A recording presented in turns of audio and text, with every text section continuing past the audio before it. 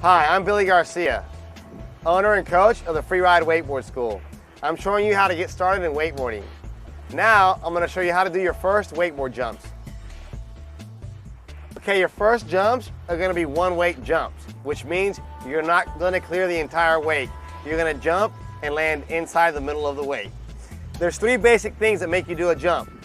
The first thing is edging, having speed through the top of the wake. The second thing is using your legs.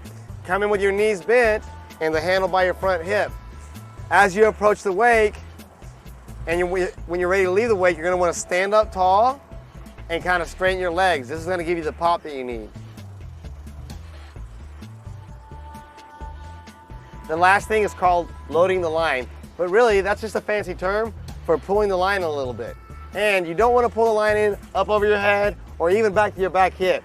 You're literally pulling the rope in 1 or 2 inches to your front hip area. That's going to keep the line tight, but it's also going to keep your arms in for the landing. Okay, let's talk about the landing. Obviously, when you land, you're going to have to absorb the landing and bend your knees. After you bend your knees and absorb the landing, make sure you continue on and edge outside the other wake.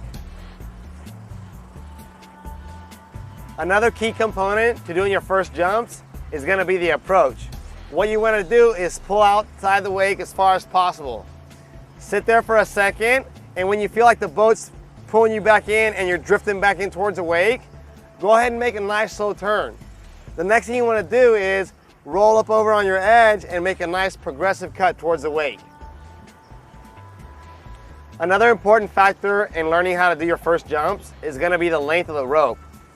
When you're first doing your first jumps and you're not trying to clear the wake and you're landing inside the wake, it's okay to use a longer line. That's going to give you plenty of time to land your jumps and continue on.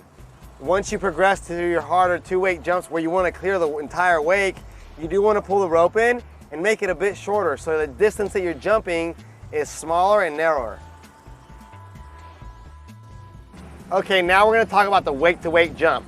That means you're going to jump the entire wake, take off from one wake and land on the downside of the other wake. Okay, what you're going to have to do for this is get a lot more aggressive. Pull out as far as you can once again, but when you come back in, lean as hard as you can away from the boat and edge all the way through the top of the wake. You're going to want to have a lot of speed because that's going to be the key factor in clearing both wakes. Also, don't forget to use your legs, stand up tall so you get that pop, and keep the handle in. Up next, I'm going to leave you with some final key things to remember while you're wakeboarding.